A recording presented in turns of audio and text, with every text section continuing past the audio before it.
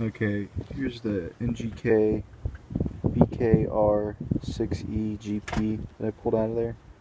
Just wanted to have a look at it. And that air filter is like a cone style. It's pretty nice. It's like $66 for the K&N. Gonna get that. And yeah, basically put 4.5 quarts of oil in this thing, and then changed out that power steering fluid with the Lucas. Sounds a lot better already. And might get some new spark plugs. Hope this helps. Please subscribe if you want more Neon O2 videos. There's going to be lots more to come. Nice.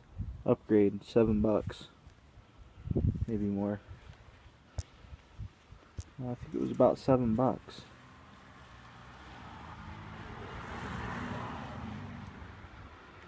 BKR6EIX. And hold up the old one, Tristan. This is the old one. Let me see the tip. Hold it so you can see the piece of metal in there. Look how melted that thing is compared to the new Iridium. That one's platinum, the old one. New one, Iridium. But you can see that tip's totally melted down on the old one.